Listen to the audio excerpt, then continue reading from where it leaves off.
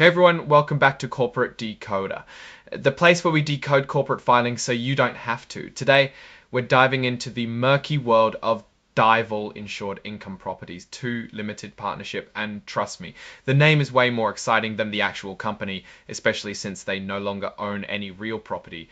It's like finding a treasure chest only to discover it's filled with accounting jargon.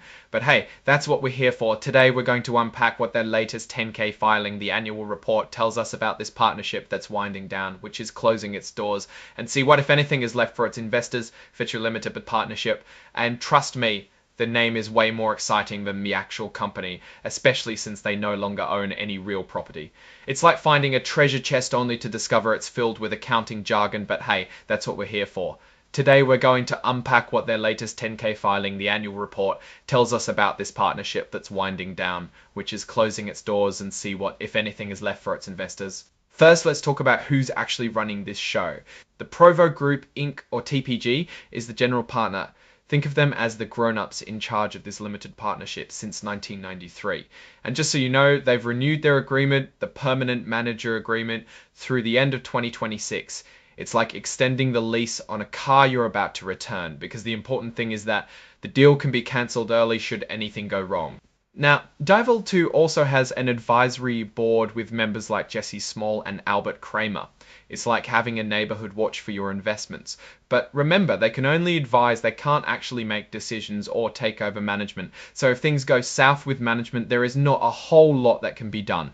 They do get paid a small fee though, only $1,500 for the year. Here's a little something that might raise an eyebrow. The company hasn't adopted any formal cybersecurity risk management program. Given that we live in an age where hackers are constantly trying to steal your data, it's a bit concerning. They don't think that this is a big deal, so no biggie.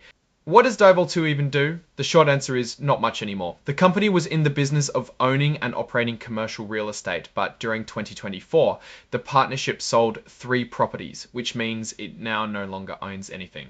During 2023 and 2024, the company had 8 sales of properties, which brings us to a gain in sales, and also explains why the company is closing down. These sales include Martintown Road property, Mount Pleasant SC property, Applebee's property, Wendy's Peach Orchard Road, Wendy's Folly Road, Wendy's Freckland Ave, and Wendy's Sam Rittenberg.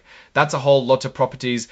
Now onto the legal stuff as of right now. There aren't any major lawsuits hanging over their heads. Good, that is what they should be doing at this point in their wind down. Here's a fun fact. The company halted public trading of its interests in 2022. Trading has stopped as they wind down operations. It's like taking the board off a Monopoly game because you know it's about to end. I would also like to close this as soon as possible if I were an investor of this partnership. As you know, corporate reports always have a bunch of legal language that says, don't blame us if we're wrong about the future. Now let's talk about how the company keeps track of its money. The big things to keep in mind are how they depreciate their properties over time, how they recognize revenue, and how they decide if something is impaired or worth less than they thought.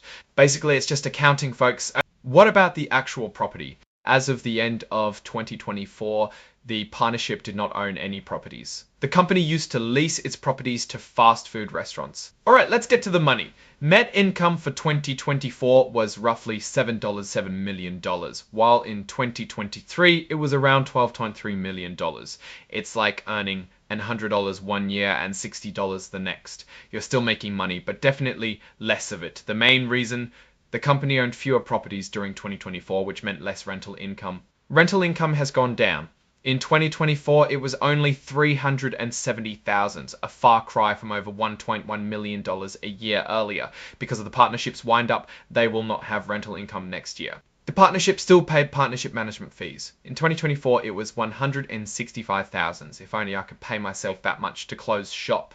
General and administrative expenses have been slightly reduced. This means the company is cutting cost, which it is winding down, makes sense.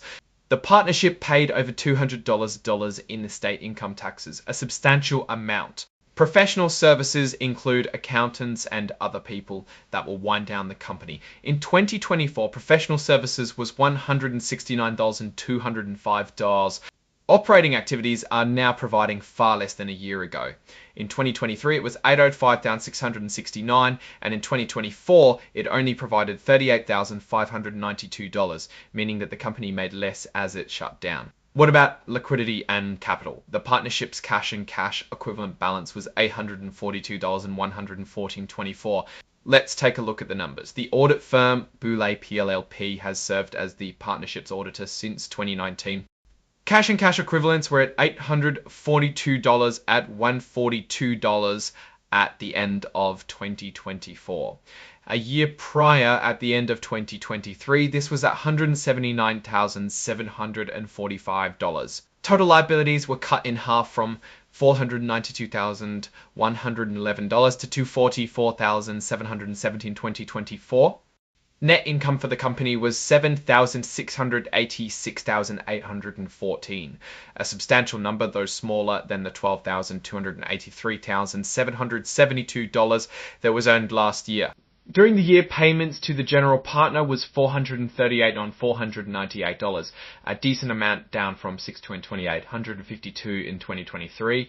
A lot of that is due to management fees and also commissions on property sale. So what's the overall story here? We're dealing with a partnership that's wrapping things up. Revenues are down, which makes sense given they sold off all their properties. They're still making money, but in smaller quantities. Basically, it's the financial equivalent of an estate sale where the family squabbles about who gets what stand. The good news is that management understands this fact and will be reducing their fees. What's the final verdict? Well, there's no spectacular upside here, folks. The company is in wind down, but it has to deal with the contingent liabilities. While these limited partners have been paid, there is still the question mark if there might be any more distributions in the future. Thanks for watching. If you found this breakdown helpful, give us a like, drop a comment, and subscribe for more corporate deep dives. Until next time, keep those investments diversified and those risk disclosures in mind.